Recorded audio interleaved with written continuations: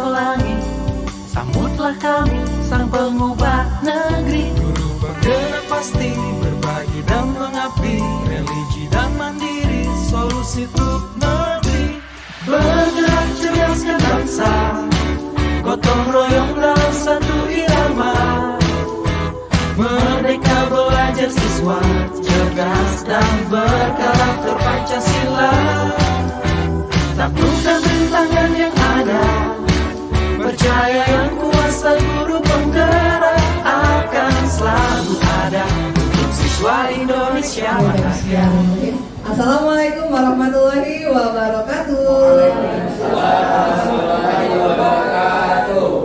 Selamat siang, salam sejahtera, salam sehat dan bahagia untuk kita semua. Bagaimana kabarnya Miss Dancer Guru SD Plus IGM hari ini? Alhamdulillah, luar biasa.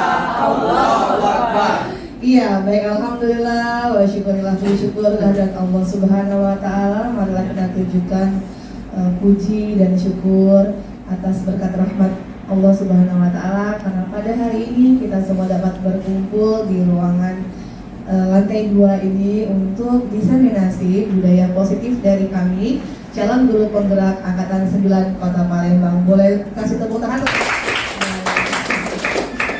Iya, Miss Dancer semua, guru-guru hebat dari SD Plus IGM, kami berdiri di sini pada hari ini sebagai calon guru penggerak dari Kota Palembang yang akan menyebarkan pemahaman baik dan positif.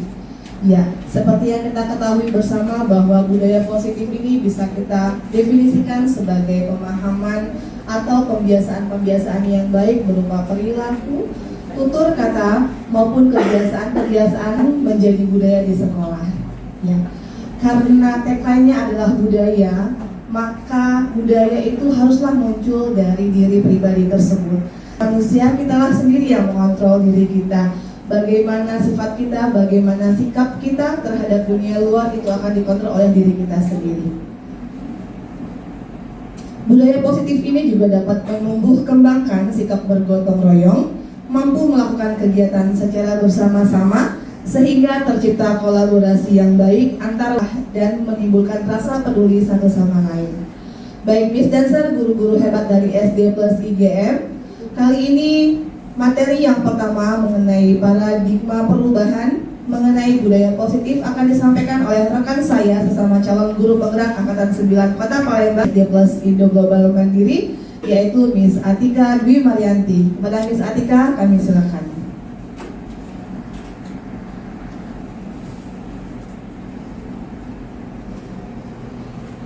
Baiklah, terima kasih Miss Dara atas kesempatannya. Kepada Miss Dancer, terima kasih untuk kehadirannya pada hari ini untuk kami menerapkan tentang menyebarkan pemahaman dan penerapan pengalaman budaya positif. Ada bagian yang akan saya sampaikan hari ini yaitu hikmah belajar tentang budaya positif. Hari ini yang akan melakukan diseminasi budaya positif di SD Plus Indo Global Mandiri. Di sini bukan hanya saya saja. Di sini ada 6 calon guru penggerak angkatan 9, yaitu Sari, Miss Atika Dwi Marianti, saya sendiri, Miss Marini, Miss Indri, Miss Reni Marini, dan Miss Atika Triwidusari. Sebelum kita lanjut, kita fokuskan terlebih dahulu ya, kita lihat video dari Kemendikbudristek paradigma perubahan dalam belajar di budaya positif ini.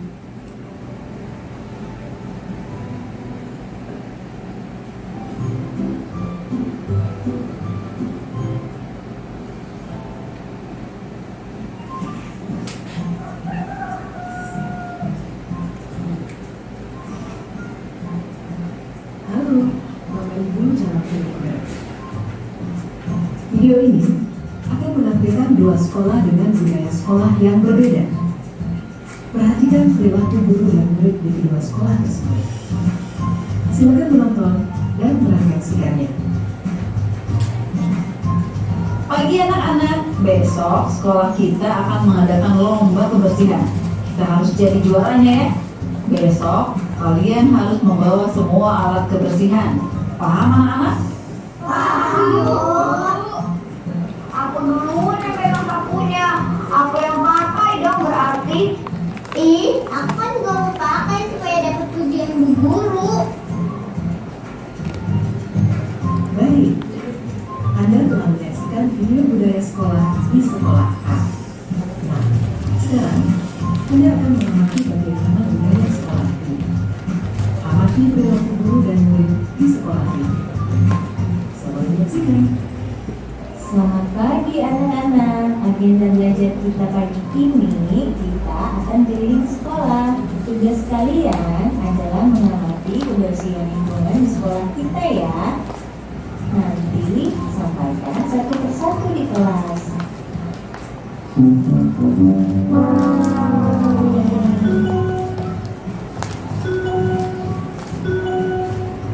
Bagaimana anak-anak? Apa yang kalian temukan di lingkungan sekolah? Ternyata sekolah kita kotor ya bu. Yang sampah, yang berserakan. Bagaimana ya solusinya? Bagaimana bila kita melakukan kerja bakti saja? Jangan buang sampah di jalan, buang sampah itu di tong sampah. Oh iya, makasih udah diingatin ya. Anda telah menyaksikan video budaya sekolah A dan B. Bagaimana? Apa yang Anda rasakan dan pikirkan dari kedua video tersebut? Perilaku guru dan murid seperti apa yang Anda tangkap dari kedua budaya sekolah? Mari kita refleksikan di aktivitas berikutnya. Oke, baik Miss Dancer, tadi sudah diperhatikan ya. Pertanyaannya tadi, Miss Ana, tolong. Bagian mana? Bagian A, ya, atau bagian B yang sudah kita terapkan Halo, Bapak Ibu. di kelas kita? Miss Dancer, bagian A atau bagian B yang sudah kita terapkan di kelas kita? Bagian B. Oke, baiklah. Bagian B. Bagian B tadi kegiatannya itu seperti apa? Kesadaran anak mengambil sampah. Kenapa? Kesadaran anak untuk mengambil sampah. Oke, kesadaran anak untuk mengambil sampah. Bagaimana cara seorang guru menyampaikan ya si anak tadi agar anak-anak itu sadar akan budaya positifnya di kelas? Apa yang si guru katakan kepada muridnya tadi? Iya, lihatlah kondisi kelas kita. Apa yang nampak? Apa yang terlihat? Ya, kalau di kegiatan A, ya di kelas A tadi, guru tersebut apa yang dikatakan guru di awal tadi? Kita akan mengikuti lomba, ya kita harus menang. Nah, dari kedua video tersebut, Miss Dancer itu melakukan yang kegiatan B. Apa yang bisa refleksi kegiatan video yang kita tampilkan tadi?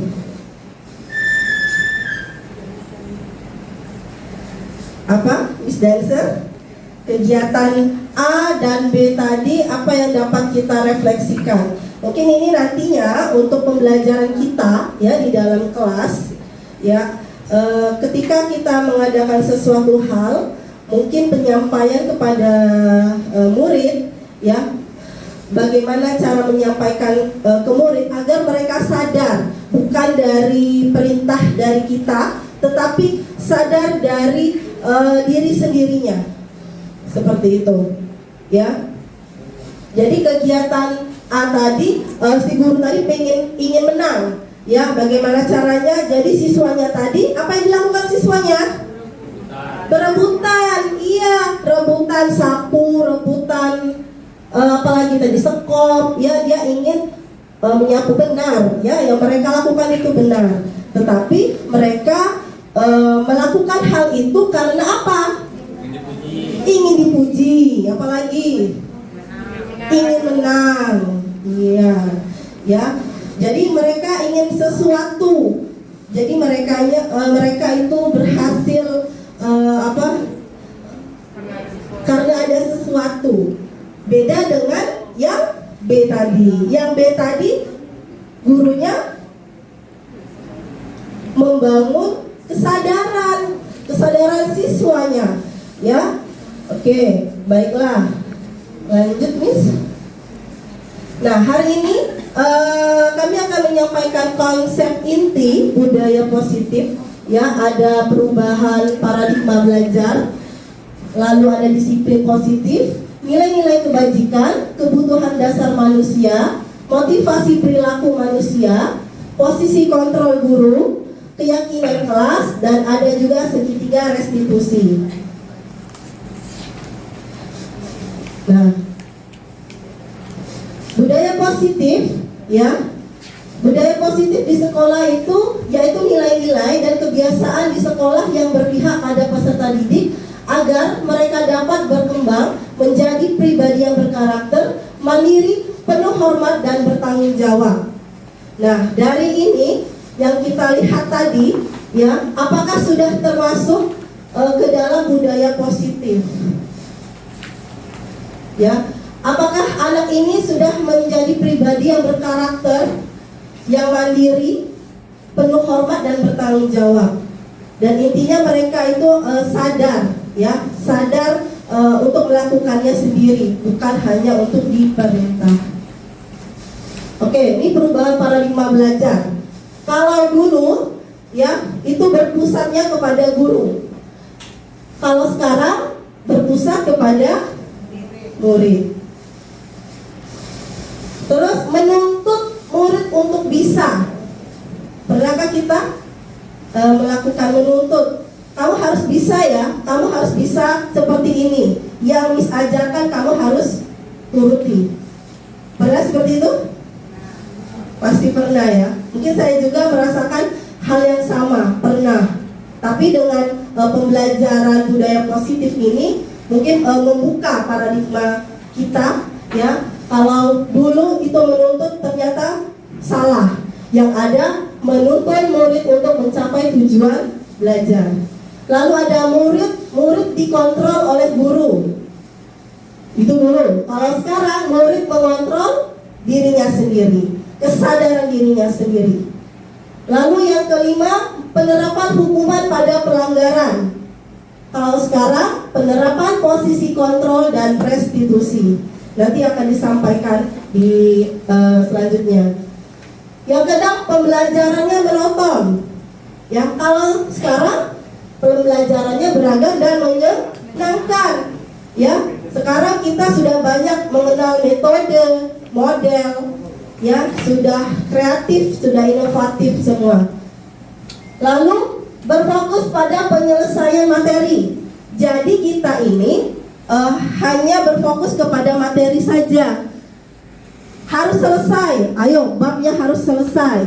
Ya, harus dikejar.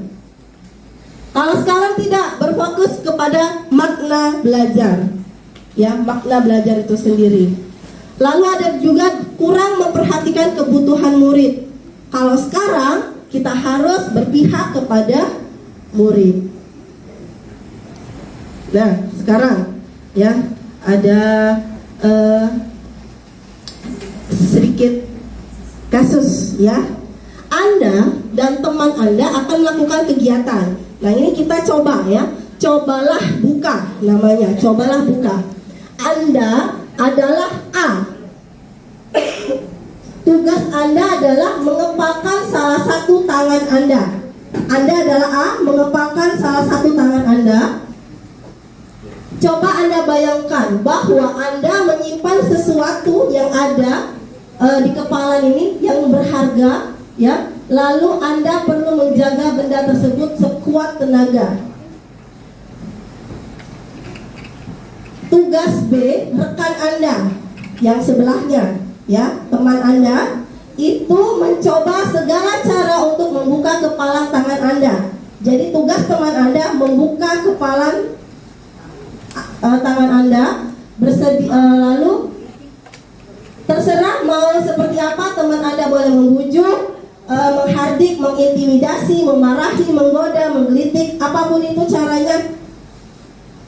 Pokoknya kepala teman yang A tadi Anda itu terbuka.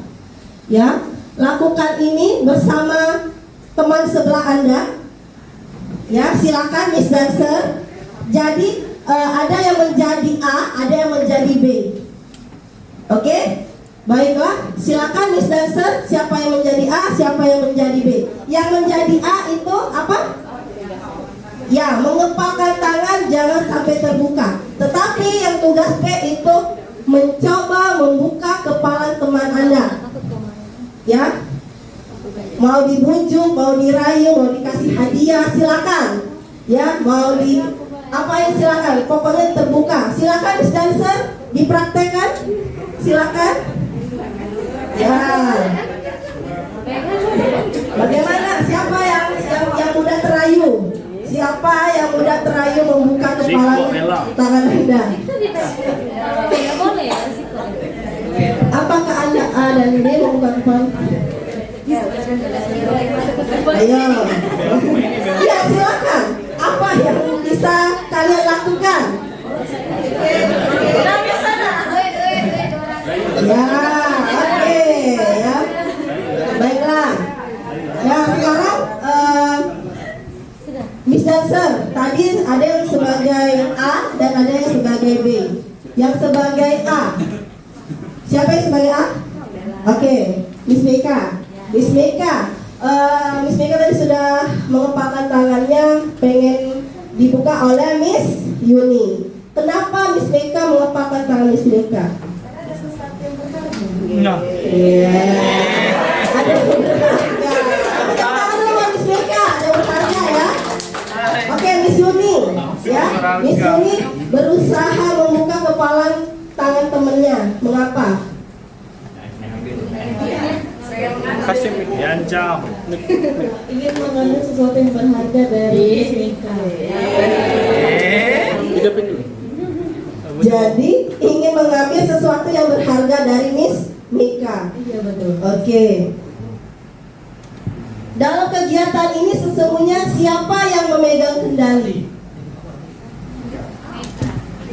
Meka atau Yuni? Meka. Mengapa tadi Meka? Karena mempertahankan. Berarti Miss Meka ini apa? Bisa mengontrol dirinya sendiri. Dia tidak mau dibuka ada barang berharga di tangannya. Tapi Miss Yuni penasaran, apa sih barang berharga? Kepo. Ya, bahasa anak gaul sekarang, kepo. Mengapa? Nah, itulah yang dinamakan kontrol diri. Apapun itu yang kalian punya, yang kalian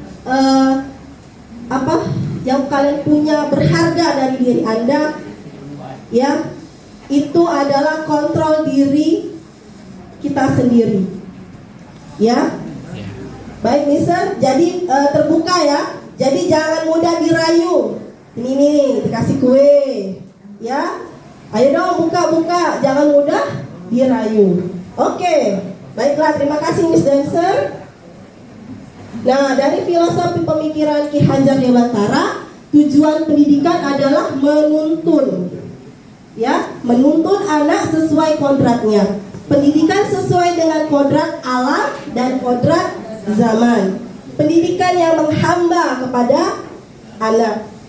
Pendidik adalah petani kehidupan. Nah, dari pembelajaran dengan paradigma baru, pembelajaran dengan paradigma baru ini merupakan pembelajaran dirancang berdasarkan prinsip pembelajaran berdiferensiasi, sehingga para peserta didik belajar sesuai dengan kebutuhannya, berdasarkan tahap perkembangan sesuai dengan teori psikologi modern untuk mewujudkan profil pelajar Pancasila. Miss Dancer tahu dimensi Dari profil pelajar Pancasila kita ada berapa? Ada 6. Apa saja? Ada lagunya ya? Oke, kita nyanyiin ya sama-sama. Sudah tahu, Ustazah? Sudah. Ya, 1, 2, 3. Pelajar Pancasila beriman dan bertakwa pada Tuhan dan Esa, dan berakhlak mulia, berkebinekaan global, gotong royong mandiri, kreatif dan bernalar kritis. Ya, itu sudah ditanamkan kepada siswa-siswa kita, ya. Jadi memiliki karakter dari profil pelajar Pancasila. Oke, jadi ada miskonsepsi ya tentang teori kontrol. Jadi ilusi guru mengontrol murid. Ya, jadi kita nih biasanya kita yang mengontrol murid. Kamu kesini, kamu kesini. Tetapi rubah paradigma itu, ya. Jangan kita yang mengontrol murid, tetapi murid itu sendiri yang mengontrol diri mereka masing-masing. Lalu ada ilusi bahwa semua penguatan positif, efektif, dan bermanfaat. Ternyata itu kurang tepat, ya. Lalu ilusi bahwa kritik dan penguat rasa bersalah mampu menguatkan karakter, ya. Jadi itu kita rubah agar anak jangan kita buat dia rasa bersalah, tetapi kita meyakini dia kalau si anak tersebut tetap memiliki rasa hebat di dalam diri dia, ya, bukan merasa dia bersalah dalam melakukan hal-hal yang dia lakukan. Lanjut, ilusi bahwa orang dewasa berhak memaksa. Nah, ini juga kita suka berhak memaksa mau kita seperti apa. Kita rubah paradigma kita itu. Baik, mengubah paradigma stimulus respon ke pendekatan teori kontrol. Nah, di sini ada stimulus respon. Yang pertama ada teori kontrol. Realitas kebutuhan kita sama. Ternyata kalau di teori kontrol realitas kebutuhan kita berbeda. Semua orang melihat hal yang sama. Ternyata teori kontrol setiap orang memiliki gambaran yang berbeda. Kita mencoba mengubah orang agar berpandangan sama dengan kita. Ternyata teori kontrol yang kita ini berusaha memahami pandangan orang lain tentang dunia. Perilaku buruk dilihat sebagai suatu kesalahan. Teori kontrolnya semua perilaku memiliki tujuan. Orang lain bisa mengontrol saya. Ternyata hanya Anda yang bisa mengontrol diri sendiri. Saya bisa mengontrol orang lain. Anda tidak bisa mengontrol orang lain. Lalu pemaksaan ada pada saat bujukan gagal. Kolaborasi dan konsensus menciptakan pilihan-pilihan yang baru. Model berpikir menang atau kalah. Ternyata dalam teori kontrol kita harus model berpikir menang. Ya, kita rubah paradigma itu. Nah, jadi berdasarkan pada tujuan pembelajaran yang sudah dijelaskan tadi, pembelajaran ini yang mengontrol, yang menghamba pada siswa, yang disesuaikan dengan kodrat atau kebutuhan masing-masing, maka pemegang kontrol atas kepalan tangan kita adalah kita sendiri. Itu semua bergantung pada diri kita masing-masing dan sesuai dengan kebutuhan dasar kita.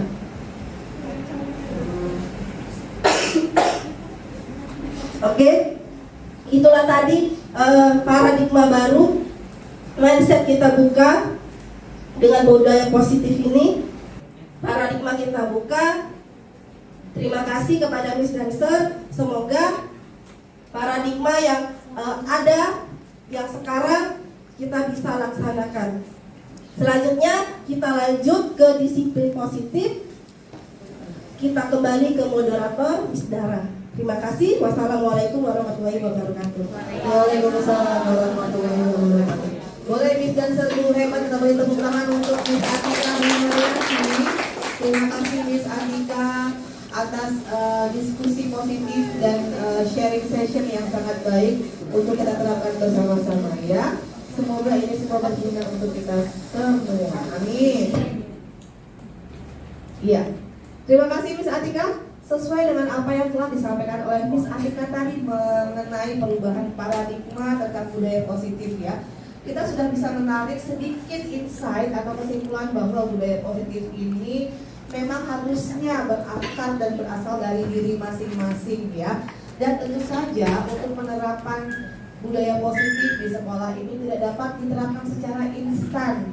Maka sesuai dengan apa yang telah disampaikan oleh Ki Hajar Dewantara bahwa guru itu sifatnya seperti pamong atau menuntun.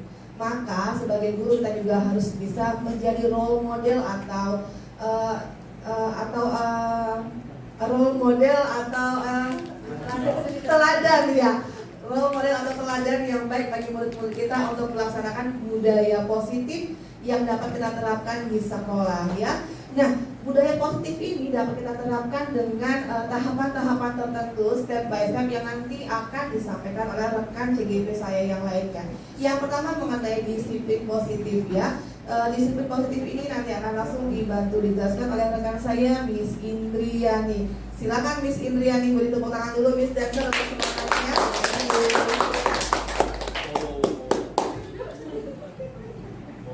Terima kasih Miss Dara. Miss Dancer, izin sebelum memulai saya ingin pantun sedikit ya. Jangan lupa dicakepin. Cakep. Singgah sebentar ke rumah Basri. Cakep. Minta tomat dan pepaya. Cakep. Untuk Miss Dancer yang telah hadir, kami ucapkan terima kasih banyak. Bagaimana Miss Dancer, sehat hari ini? Tetap semangat? Alhamdulillah, luar biasa. Baiklah, di sini saya akan berbagi sedikit mengenai disiplin positif. Disiplin positif sendiri berasal dari kata disiplinan yang artinya belajar. Disiplin mengacu pada disiplin diri yang memiliki tanggung jawab terhadap apa yang dilakukannya berdasarkan nilai-nilai yang diyakini. Disiplin positif merupakan salah satu cara penerapan disiplin yang bertujuan untuk menumbuhkan kesadaran serta memberdayakan peserta didik tanpa imbalan, penghargaan, reward, ancaman, dan hukuman. Sekarang saya mau bercerita sedikit. Di kelas terkadang kita ingin menumbuhkan disiplin kepada siswa. Sebelum saya mempelajari ini, saya masih memakai ini sebenarnya. Kita selalu menginginkan reward kepada siswa kita agar mereka disiplin. Benar tidak, Miss Dancer? Ya. Terkadang kita mendisiplinkan siswa dengan saya coba diam dulu, nanti kalau dia Miss kasih bintang. Ternyata hal itu tidak baik. Kedisiplinan itu harus tumbuh dari peserta didik sendiri. Lanjut.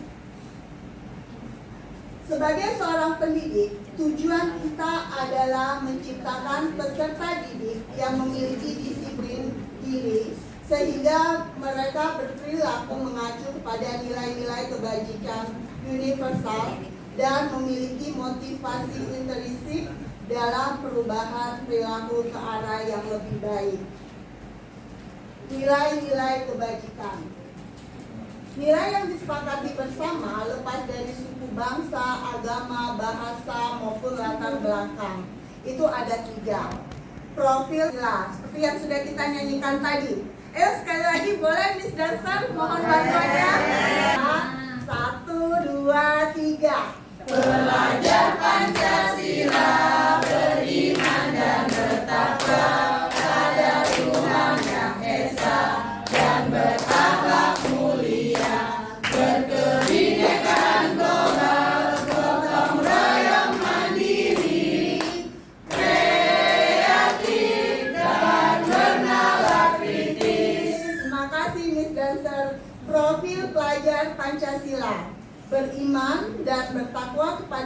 Tuhan Yang Maha Esa dan berakhlak mulia, berkebinekaan global, gotong royong, mandiri, kreatif, dan bernalar kritis. Lalu yang kedua ada IBO Primary Years Program yang disingkat dengan IPYP, yang berisikan toleransi, rasa hormat, integritas, mandiri, menghargai, antusias, empati, keingintahuan, kreativitas, kerjasama, percaya diri, dan komitmen. Yang ketiga, keterampilan hidup life skill. Dapat dipercaya, lurus hati, pendengaran yang aktif, tidak merendahkan orang lain, dan memberikan yang terbaik dari diri. Untuk kebutuhan dasar sendiri akan disampaikan Miss Ati. Saya kembalikan ke moderator. Terima kasih Miss Indriani, boleh tepuk tangan untuk Miss Indriani. Ya, Miss Indriani tadi telah menyampaikan tentang disiplin positif yang merupakan usaha seseorang untuk belajar mengontrol dan menguasai diri dalam memilih tindakan yang mengacu pada nilai-nilai yang dihargai agar tercapai tujuan mulia yang diinginkan. Maka disiplin positif itu sendiri selayaknya haruslah memiliki motivasi intrinsik ya, bukan mengharapkan apa-apa yang diberikan oleh orang dari luar, yaitu motivasi ekstrinsik. Maka jika berasal dari diri sendiri, itu akan tertanam seperti budaya, akan membudaya dan mengakar dalam dirinya sendiri. Dan sebagai pendidik, tujuan kita adalah menuntun anak-anak untuk memiliki disiplin positif sehingga mereka dapat berperilaku dengan mengacu pada nilai-nilai kebijakan universal yang telah disampaikan tadi dan memiliki motivasi intrinsik, bukanlah motivasi ekstrinsik. Baik Miss Dancer, untuk materi selanjutnya mengenai kebutuhan dasar manusia. Apa itu kebutuhan dasar manusia? Tentu kalau kita mengingat-ingat pelajaran masa lalu, kita hanya paham bahwa kebutuhan dasar manusia itu sadang Pak, tapi ternyata ada kebutuhan dasar yang lebih mendasar yang asal dari diri manusia itu sendiri. Apakah itu? Mari kita cari tahu melalui rekan saya yang tidak kalah hebatnya, yaitu Miss Atika Triwindusari. Boleh beri tepuk tangan untuk Miss Atika Triwindusari. Ya, silakan Miss.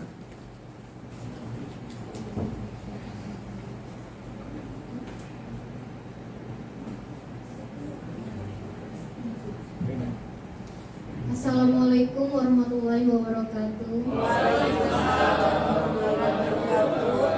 Terima kasih Miss Dancer sudah hadir undangan kami. Ketika waktunya pulang, kalian masih menerima undangan kami, suatu kehormatan bagi kami, terutama saya. Karena sudah dua materi, dua pembicara dari teman kami, kita ice breaking dulu ya. Silakan berdiri. Berdiri dulu. Breaking dulu ya. Oke. Cluenya angka ketiga, angka kelima dan ketujuh itu door. Ya, angka ketiga, kelima, ketujuh door. Kita bermain cepat, ya. Ya, oke, dari Sir Chandra. Jadi gini, 1, 2 door, 3, 4, yang kelima, 3, 5, 7 door. Oke, dari Sir Chandra. 1, 2 door, 4 door, 5. Iya. Cepat. Sudah 7, lanjut 1 ya. Depan. Lanjut Sir Randy 1. 1, 2, don.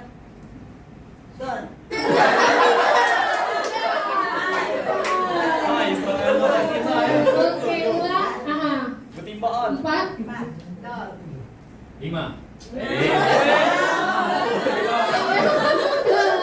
Ini untuk konsentrasi ya. Ulang lagi dari Sir Al. 6. 6 dor. Berapa? Sudah 1.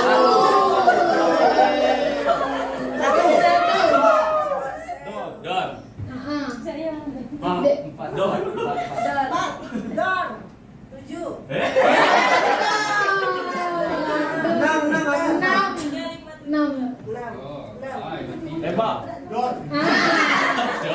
Ramli. Satu. Udah selesai. Tepuk tangan untuk kita semua, terima kasih. Ya, bisa diberikan kepada siswa untuk meningkatkan konsentrasi ya. Baik, sebelum masuk materi kebutuhan dasar manusia, ada kutipan dari William Glasser, psikolog Amerika. Jauh ya.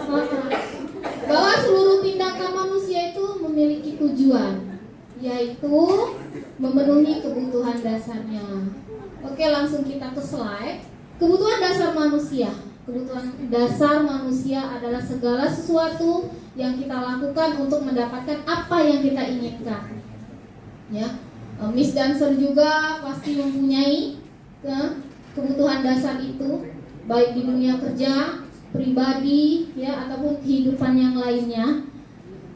Seluruh tindakan yang kita lakukan memiliki tujuan tertentu. Ya, pasti setiap manusia memiliki dasar. Mengapa kita melakukan itu, target kita apa, ya itu artinya tujuan. Dan semua usaha terbaik yang kita lakukan adalah dalam rangka kebutuhan dasar kita terpenuhi dengan baik, yaitu usaha. Ya, usaha kita memenuhi kebutuhan dasar itu sudah termasuk usaha terbaik yang kita berikan. Kebutuhan dasar itu nanti ada 5, ya. Salah satunya itu kesenangan, ya, saudara, suatu kesenangan. Nah, ini ada di slide kedua. 5 kebutuhan dasar manusia. Sebenarnya banyak alasan yang lain, tapi ini yang lebih mendasar. Seperti saudara tadi sebutkan, ada 5 yang dikutip, dirangkum. Ini sangat mendasar. Yang pertama, bertahan hidup. Ya, survival ya. Survive. Nah, contohnya apa? Di sini ada makanan untuk keberlangsungan hidup kita, pakaian, tempat tinggal, keamanan dan kesehatan. Kalau kita belajar ekonomi waktu kita SMP itu ada 3 kebutuhan dasar. Ini termasuk dalam tersier ya. Apa primer? Ayo, tersier apa primer? Primer. Ya, jadi yang mendasar dan perlu kita cukupi. Selanjutnya kasih sayang. Kasih sayang ini bukan dicintai saja oleh pasangan atau oleh teman-teman, ya, tapi ada rasa ingin diterima. Ketika kita melakukan sesuatu dengan teman-teman kita ingin diterima dari usaha yang kita lakukan. Dipedulikan, care ya. Berbagi, kerjasama dalam kelompok atau kolaborasi dalam mengusahakan suatu tujuan. Lanjutnya yang ketiga, 5 dasar kebutuhan manusia itu penguasaan. Di antaranya atau contohnya harga diri. Harga diri kata orang Sekayu itu apa? Dem arti asal ngetop. Nah, itu suatu bentuk menjaga harga dirinya ya. Itu tapi istilah mereka. Selanjutnya keinginan dianggap. Sama ya, sama seperti dipedulikan. Ngerasa diterima, keinginan dianggap ada, kehadirannya ada, diakuin, itu termasuk kepenguasaan. Memimpin, berprestasi, diakui dan didengar. Ya, itu penguasaan. Selanjutnya kebebasan. Kebebasan atau freedom itu ada contohnya terdiri dari mandiri, memiliki pilihan, mencoba hal baru, mampu mengendalikan arah dirinya. Ya, bagaimana jalan hidup itu ada di tangan kita. Yang terakhir kesenangan. Kesenangan itu bisa bermain. Seperti Serya suka main badminton, berkolaborasi sama teman-temannya. Humor. Selanjutnya antusiasme dan tertawa. Itu merupakan kebutuhan dasar kita sebagai manusia, bahwa kita berhak mendapatkan kesenangan untuk memenuhi kebutuhan dasar kita. Oke. Masuk motivasi perilaku manusia. Motivasi perilaku manusia ada 2. Yang pertama itu motivasi ekstrinsik atau motivasi dari luar, pengaruh luar. Yang kedua motivasi intrinsik, itu yang motivasinya timbul dari diri kita, kesadaran kita, ya. Motivasi intrinsik itu untuk menghindari ketidaknyamanan atau hukuman. Ada yang tahu contohnya Miss Dwinta? Miss Dwinta contohnya untuk menghindari hukuman murid mengerjakan PR ya Miss Dwinta.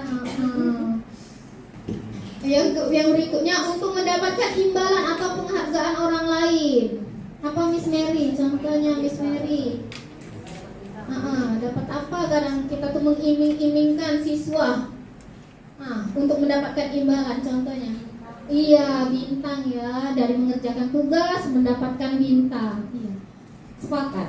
Lanjut, motivasi intrinsik untuk menjadi orang yang mereka inginkan dan menghargai diri sendiri dengan nilai-nilai yang mereka percaya.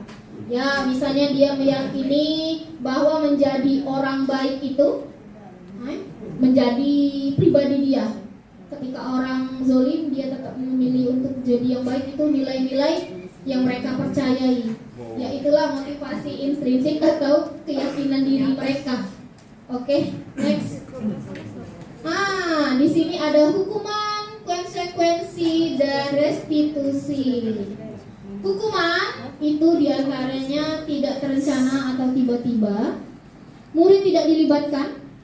Ya, jenis ini sepihak. Jadi kita sebagai pendidik hanya membentuk langsung hukuman itu, tidak membuat kesepakatan dalam kelas atau yang kita sebut dengan keyakinan kelas. Bersifat satu arah, betul. Hukuman itu bersifat satu arah. Siswa hanya menerima konsekuensi atau hukuman berupa hukuman fisik atau psikis. Lanjut, konsekuensi itu bersifat terencana atau disepakati sesuai peraturannya. Serdean, apa kira-kira serdean? Rencana atau kesepakatan kelas yang sudah dibentuk serdean di kelas. Tidak boleh datang telat. Oh, tidak boleh datang telat. Yang kedua, tiga. Tiga ya? Sir. Tidak boleh datang telat, harus memberi salam sebelum Masuk. Betul. Terus ketiganya Makan. bersalaman dengan guru kita. Oke, sopan santun ya Sir ya. Masya Allah, hebat Sir, terima kasih. Murid tetap dibuat tidak nyaman. Oke, karena kalau mereka nyaman, mereka akan melakukannya terus. Jadi konsekuensi itu tetap dibuat tidak nyaman untuk siswa tadi. Tujuannya apa? Muncul motivasi intrinsik untuk berubah. Oke? Yang selanjutnya, sikap guru selalu memonitor murid. Ya. Yang terakhir, restitusi. Proses menciptakan kondisi bagi murid untuk memperbaiki kesalahan. Nah, nanti di restitusi ini ada 3, namanya segitiga restitusi. Dalam menyelesaikan masalah nanti dibahas oleh teman kita. Yang terakhir, proses kolaboratif yang mengajarkan murid untuk mencari solusi sendiri. Jadi ketika mereka melakukan kesalahan, mereka membuat solusinya sendiri. Misalnya, saya tidak akan melakukan hal ini lagi ke depannya. Ketika saya melakukan ini lagi, maka misalnya saya berdiri di depan kelas atau harus istighfar 100 kali seperti itu. Baiklah, Miss Dancer, terima kasih atas perhatiannya. Materi selanjutnya akan diberikan kepada moderator, diserahkan pada moderator. Tapi kita ice breaking lagi ya. Request. Oke. Ya, jadi nggak perlu berdiri, tapi konsentrasi ya, konsentrasi.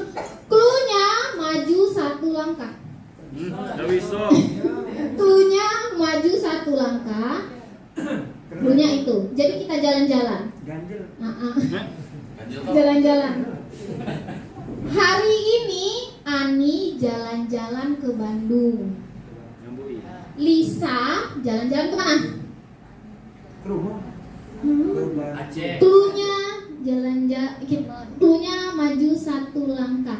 Lisa jalan-jalan. No. Jalan.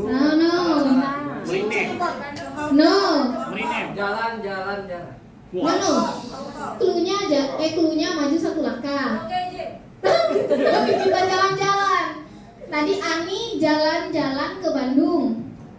Lisa jalan-jalan ke Surabaya. No. No. Ampon. No. Maritim. Bener, betul. Mudik dia. Dia mudik dulu. Sekarang yang kedua, Budi. Nah, iya nanti dijelasin. Nah, sekarang Budi jalan-jalan ke Cirebon. Oke? Oke. Cirebon jadi Nah, Lisa, bukan Lisa. Rasya jalan-jalan ke Semarang. No. Prabu. No. Rasya jalan-jalan ke Kalimantan. No. Jalan Semarang. Semarang. Nah, tadi kan sebut jauh. Ah, Semarang ya tadi. Oh maaf Sir, aku benar Sir, aku tepuk tangannya. Maju. Ya bener apa, Bro? Tahu nggak gimana? Tahu. Ya tahu. Jadi klunya maju satu langkah. Ketika saya menyebutkan Budi, itu hurufnya awalnya B. Budi, habis B kan C. Jalan-jalan ke Cirebon. C, Cirebon. Ya, Lisa tadi. Lisa jalan-jalan kemana? Lisa kan L. Habis L kan M, Malang gitu. Bandung. Boleh diterapkan. Merinem. Tadi kan Maritim, betul M kan? Boleh diterapkan di kelas. Terima kasih Sir semua, tepuk tangannya dong. Silakan kepada moderator. Baik, terima kasih Miss Atika Triwindusari yang telah membantu menjelaskan mengenai 5 kebutuhan dasar manusia. Baik Miss Dancer, materi selanjutnya akan dijelaskan oleh saya sendiri. Iya, karena saya juga adalah bagian dari CGP Angkatan 9 ya. Baik Miss Dancer, saya akan menarik garis dari apa yang telah dijelaskan oleh rekan-rekan saya sebelumnya ya. Tentu dari dimulai dari paradigma perubahan budaya positif, ya disiplin positif hingga 5 kebutuhan dasar manusia. Maka Miss Dancer kali ini saya akan menjelaskan mengenai 5 posisi kontrol bagi seorang guru ya. Apa itu 5 posisi kontrol? Nanti kita akan membahas dulu tentang teori kontrol yang telah dijelaskan oleh ilmuwan bernama William Glasser ya. Jauh sekali ya referensi kita dari Amerika sana ya. Teori kontrol ini adalah sebuah teori yang meninjau posisi seseorang dalam upaya penerapan disiplin positif ya. Nah, Miss Dancer, kita akan kembali lagi flashback ke apa yang telah dijelaskan mengenai kebutuhan dasar manusia. Ya, ketika kita melihat atau menghadapi seorang siswa yang sedang terkena masalah ya, maka kita akan bisa menarik lagi dan mencari tahu atau menganalisa akan ada kebutuhan dasar yang belum dipenuhi dari murid tersebut. Misalkan ada murid yang di kelas kita yang bernama A, si A pada saat pelajaran matematika dia keluar kelas dan bermain di kantin bersama beberapa teman-temannya. Mari kita analisa bersama kebutuhan dasar apa yang ingin dipenuhi oleh si A tadi. Kebutuhan dasar apa dari kebutuhan dasar bertahan hidup, kasih sayang, freedom, kesenangan. Yang mana yang dibutuhkan oleh si A?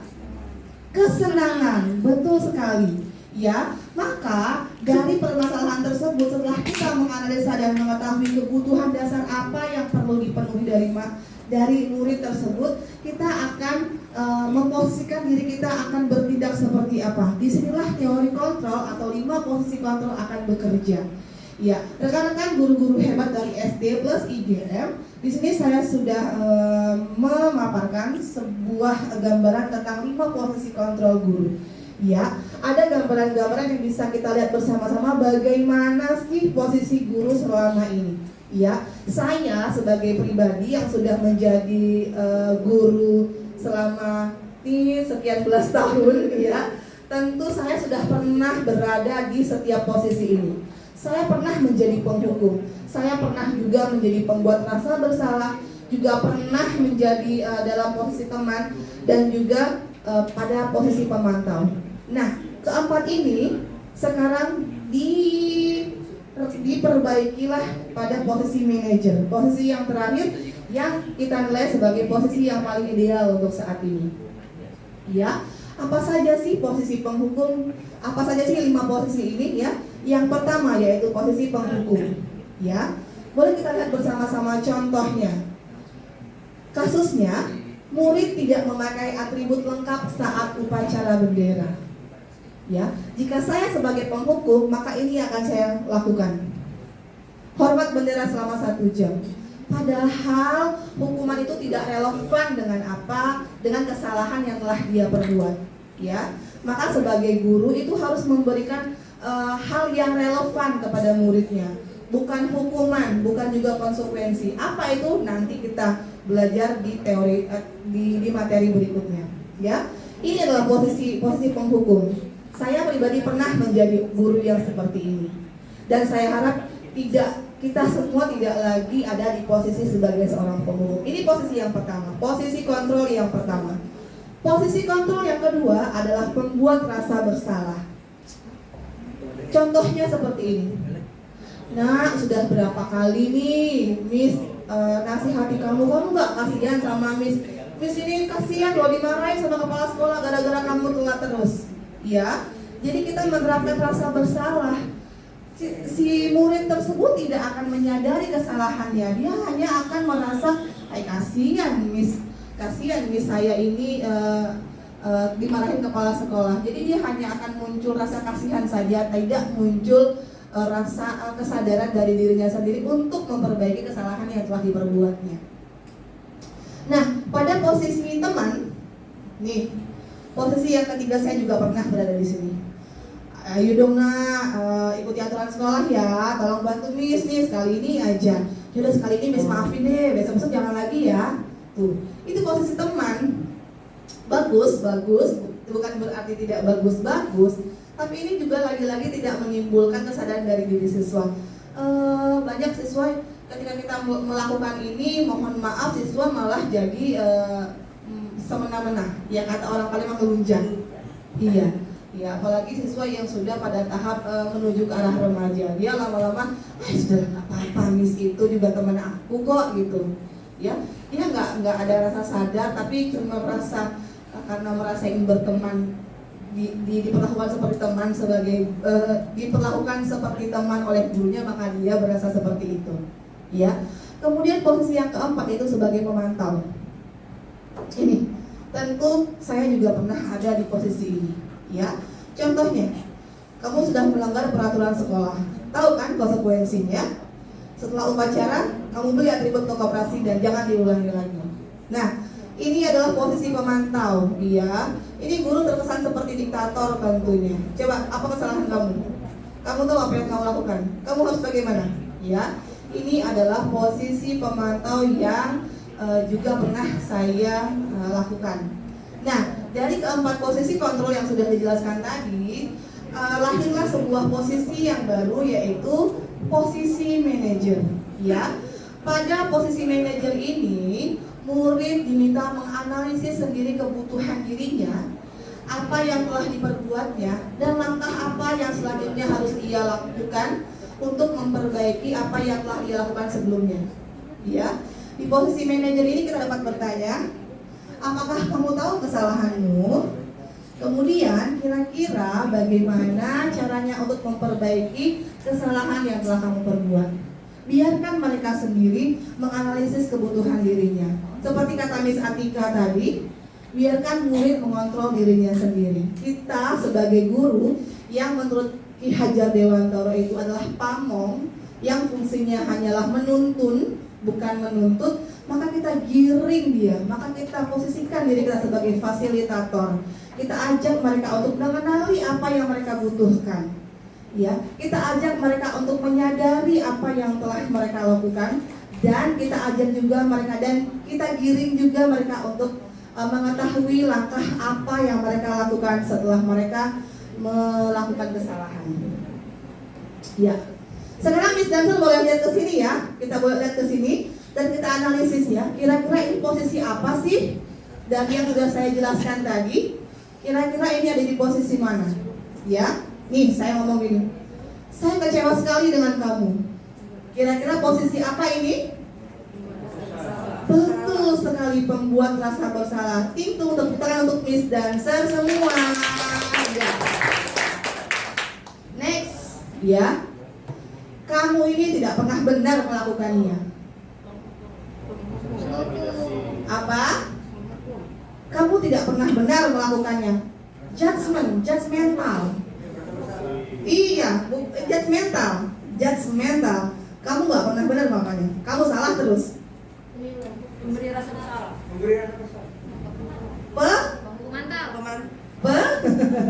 Ayo. Apa? Iya, ya. Kamu tidak pernah benar melakukannya. Kamu ini salah terus. Apa yang kamu lakukan itu salah terus.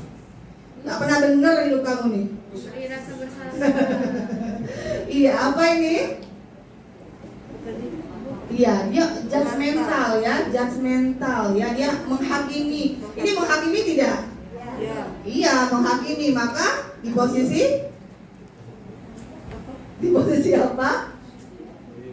Di posisi apa ini? Iya, ada yang ngomong rasa bersalah, ada yang ngomong menghukum, ada yang ngomong pemantau. Posisi mana? Bukan pemantau, bukan. Ya, jadi posisi apa? Betul, penghukum. Iya, ya, penghukum karena judgmental ya, menghakimi. Selanjutnya, nah, apa rencana kamu untuk menyelesaikan masalah ini? Manager,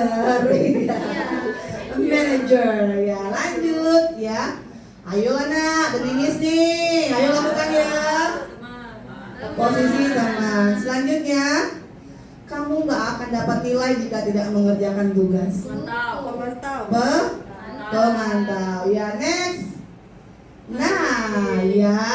Maka Miss Dancer semua, ya, dari apa yang sudah kita sudah sama-sama kita pelajari bersama-sama tadi ya, sudah tahu posisi kontrolnya ada di mana, sudah menganalisis kebutuhan siswa. Terus bagaimana caranya? Caranya adalah salah satunya dengan memberikan keyakinan kelas. Nah, materi keyakinan kelas ini akan dijelaskan oleh rekan saya juga, salah satu calon guru penggerak yang kelima ya, pokoknya posisi kelima ya, akan dijelaskan oleh rekan saya Miss Marini. Mohon tepuk tangan untuk Miss Marini.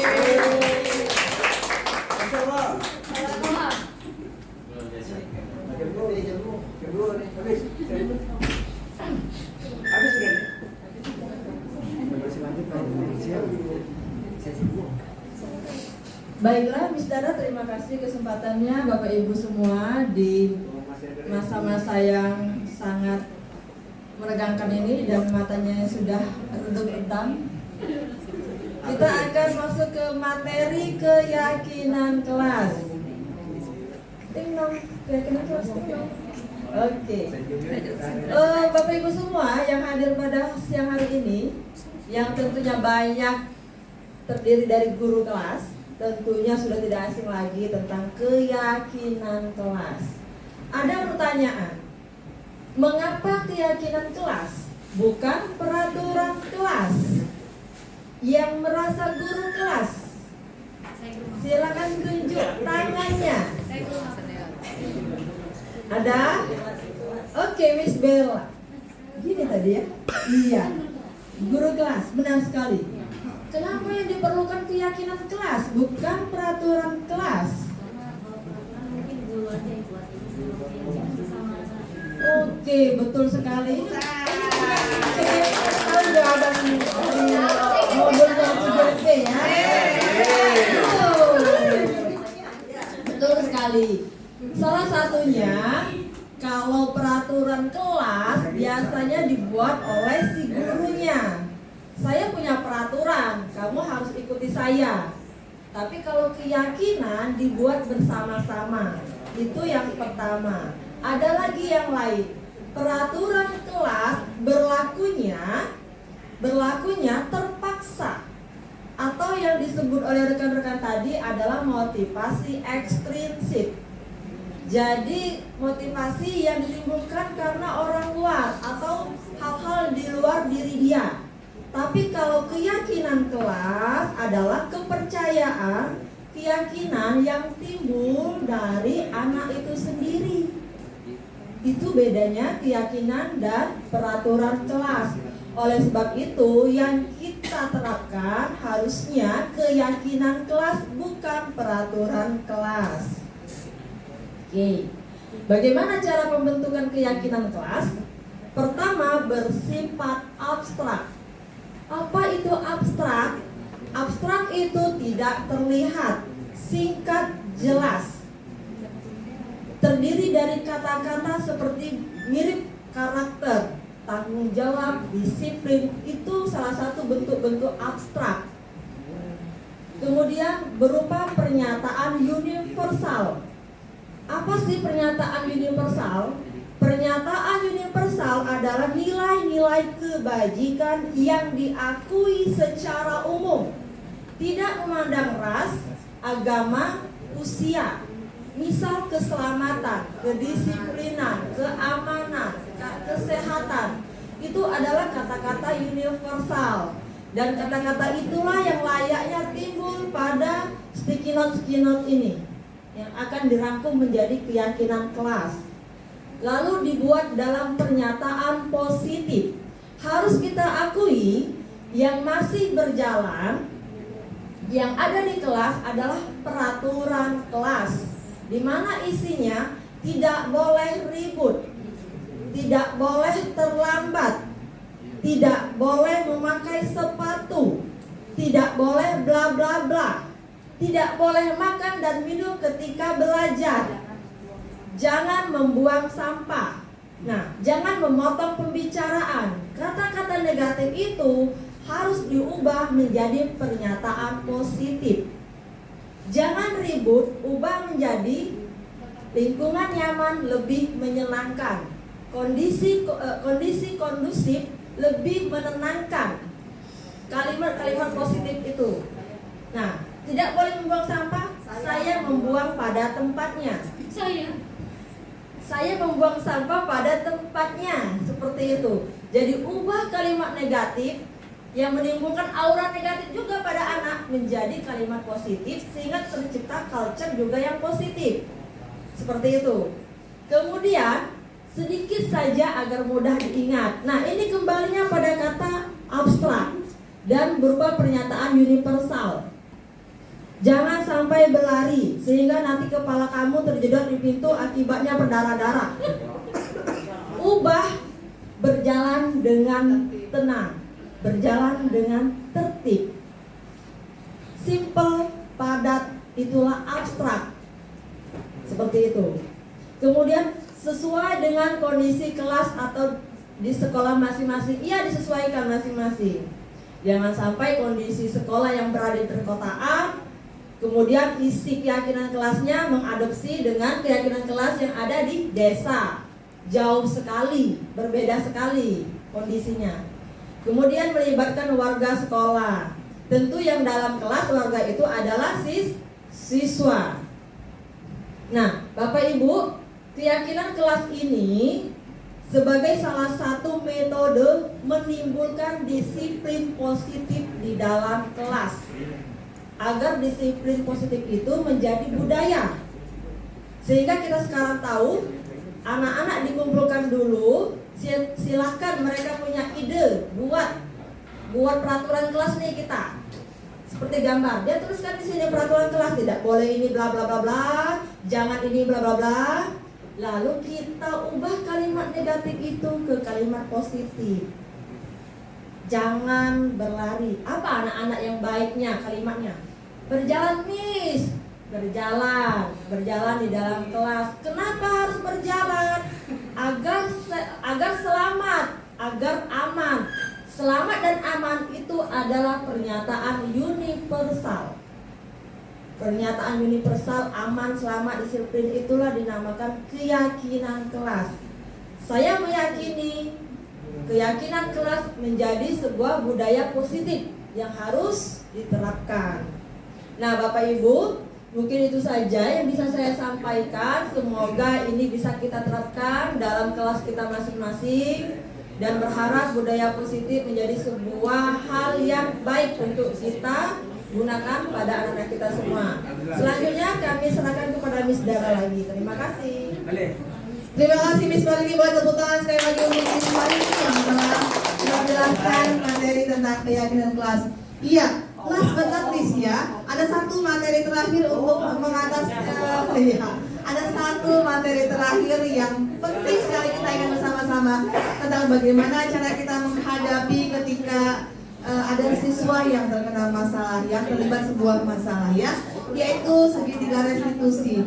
Apa itu segitiga restitusi? Maka langsung akan dijelaskan oleh rekan saya, Miss Reni Marini. Boleh tepuk tangan untuk Miss Reni.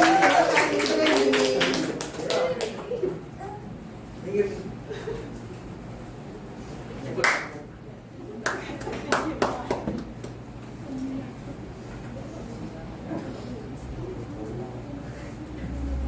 Baik, mohon izin Miss Dancer semuanya ya.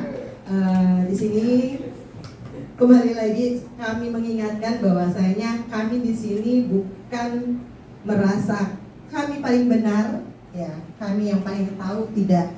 Tapi di sini kami para CGP Angkatan 9 hanya ingin membagi praktik baik dari ilmu apa yang sudah kami dapatkan hampir masuk 2 bulan ya. Nah, jadi kebetulan saya dipercayakan untuk dapat bagian segitiga restitusi. Tapi sebelum masuk ke sini, biar gak ngantuk, bukan cakap kita hari ini. Jadi seperti ini, kalau lokakarya kedua kemarin, ya, itu PP menginformasikan seperti ini.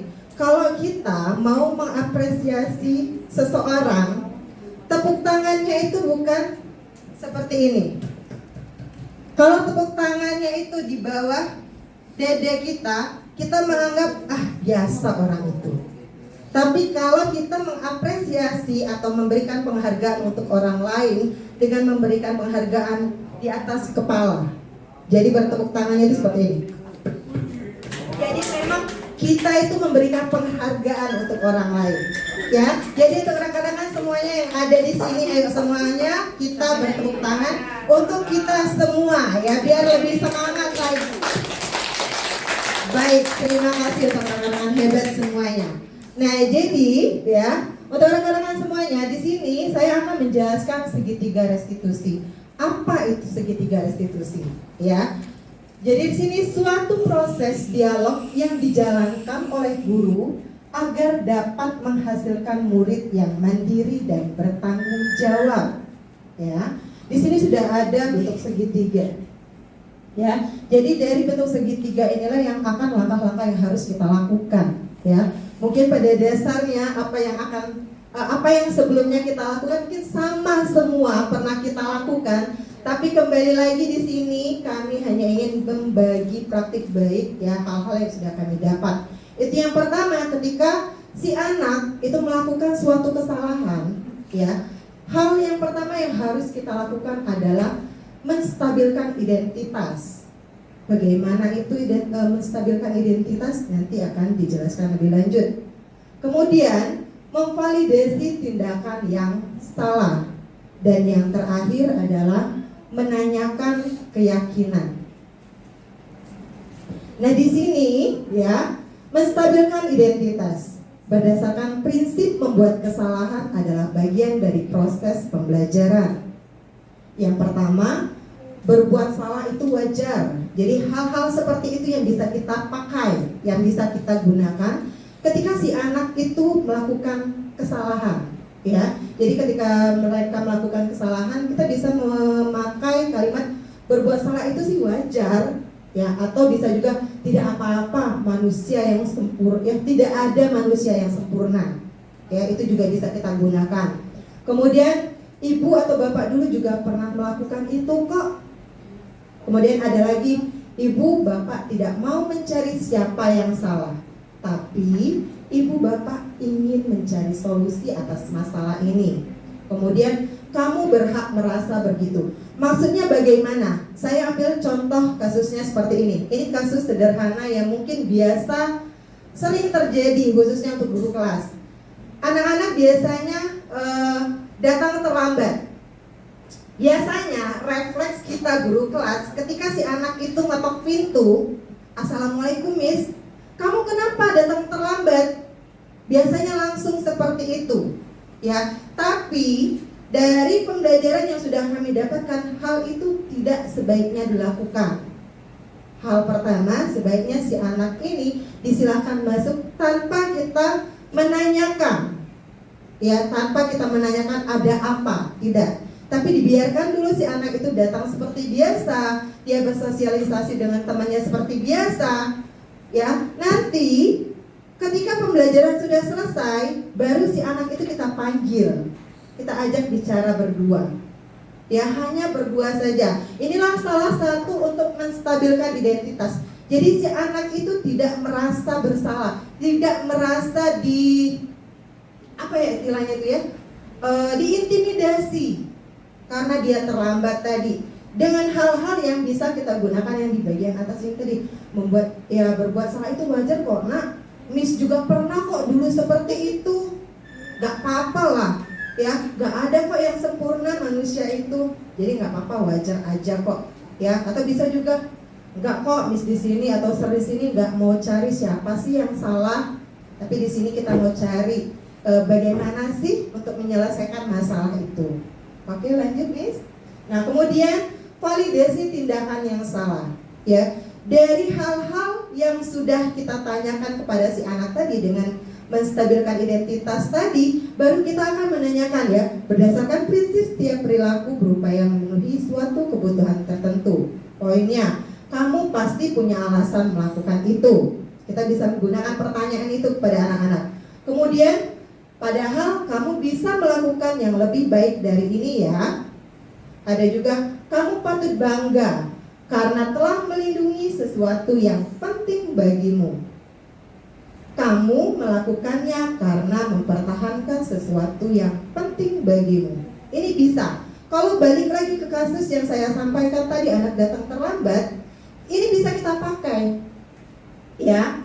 Ini kita bisa gunakan kata-kata ini. Jadi kita bisa tanya, oke, tadi kakak kan sudah datangnya bagaimana? Coba kak dijelasin dulu, ada apa sih? Jadi biarkan si anak itu yang bercerita, mengalir, tanpa kita mengintimidasi, kita yang menanya, oh jadi seperti itu ya? Terus kenapa? Harus bagaimana? Tidak. Jadi biarkan si anak itu mengalir bercerita dengan sendirinya. Ya, lanjut Miss. Nah, yang terakhir dari yang sudah dijelaskan sama Miss Marini sebelumnya tadi, yaitu tentang keyakinan kelas, ya. Di sini kita bisa menggunakan setelah kita menstabilkan identitas, kemudian memvalidasi tindakan yang salah, yang terakhir yaitu menanyakan keyakinan kelas. Berdasarkan prinsip teori kontrol bahwa pada dasarnya kita termotivasi secara intrinsik. Intrinsik itu berarti dari dalam diri kita sendiri, ya. Terus kata-kata yang bisa, bukan kata, kalimat ya, kalimat yang bisa kita gunakan. Coba, nah, apa keyakinan kelas kita? Jadi anak-anak itu akan menanyakan, oh Miss, begini, harus ini, begini. Tapi diingat, tadi sudah dijelaskan sama Miss Marini, jangan menggunakan kalimat negatif, ya. Terus nilai-nilai apa yang telah disepakati bersama. Kemudian seperti apa gambaran sebuah kelas yang ideal bagimu. Dan yang terakhir, kamu ingin menjadi orang tua seperti apa. Ini bisa kita gunakan untuk memang benar-benar menimbulkan motivasi intrinsik. Jadi kesadaran dari si anak itu sendiri, ya. Jadi selama ini, ya, jangankan jauh-jauh. Kemarin sempat ada Miss Indri yang kasus anak baru datang, ya. Dek, kamu kenapa? Itu spontan sebenarnya. Pada dasarnya kita sudah tahu hal ini, tapi spontan dilakukan. Kenapa? Karena belum terbiasa menerapkan hal-hal ini tadi. Tapi kalau seandainya mulai dari sekarang kita mulai menerapkan hal-hal yang seperti ini, insya Allah SD Plus IGN bisa menerapkan budaya positif. Ya, saya yakin dan saya percaya, ya, dengan adanya CGP angkatan 9, saya bilang angka 9 itu angka paling tinggi. Ya, kenapa saya bilang paling tinggi? Karena 10 milik Allah, bukan saudara, nomor 10 bukan milik Allah. Karena 10 itu gabungan 1 dan 0.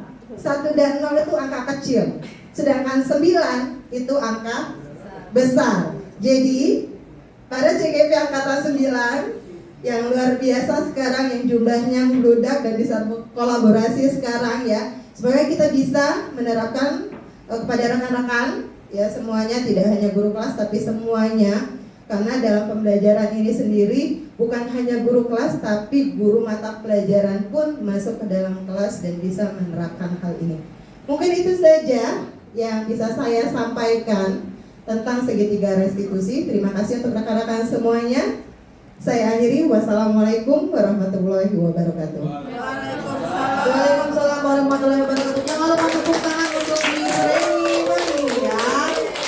Baik Bapak Ibu guru-guru hebat di SD Plus Indo Global Mandiri. Sekarang saya minta tepuk tangan untuk diri kita sendiri. Yo, saya sendiri ya, telah melaksanakan yang berbagi sharing session tentang budaya positif di sekolah. Maka izinkan saya sebelum menutup ini, saya akan memberikan closing statement terakhir ya. Dari semua materi-materi yang telah disampaikan oleh 6 orang calon guru penggerak angkatan 9 yang tentunya hebat itu ya, bahwa dengan penerapan disiplin positif ini hendaknya guru memiliki standar kepribadian, profesional, dan sosial yang baik di mana guru mampu merefleksi dirinya dalam posisi kontrol saat ini dan bagaimana perjalanan dirinya sebagai among ya atau manajer yang menuntun murid-muridnya menjadi insan yang mandiri, merdeka, dan bertanggung jawab, tentu saja sesuai dengan standar nasional pendidikan. Ya, bisa semua, mari tepuk tangan untuk cita-cita luhur kita bersama. Cita-cita luhur, cita-cita baik ini, dan semoga apa yang kita usahakan bersama-sama ini tentu saja menjadi akan mendapatkan hasil yang juga baik, dan budaya positif, disiplin positif itu dapat menjadi keseharian dari diri kita masing-masing demi kemajuan SD Plus Indo Global Mandiri kita yang tercinta. Baik, terima kasih Miss Dancer semua atas kehadirannya pada hari ini. Saya mewakili rekan-rekan guru penggerak saya, rekan-rekan calon guru penggerak saya boleh ditampilkan lagi, operate ya. Ada beberapa, nanti takutnya Miss Dancer sini lupa ya. Ada 6 calon guru penggerak angkatan 9 ya. Yang pertama dari Hapsari, Miss Atika Dwi Marianti, Miss Marini, Miss Indriani, Miss Reni Marini, dan Miss Atika Triwindosari ya. Kami beranda mengucapkan terima kasih banyak atas kehadiran Miss. Tutup. Wassalamualaikum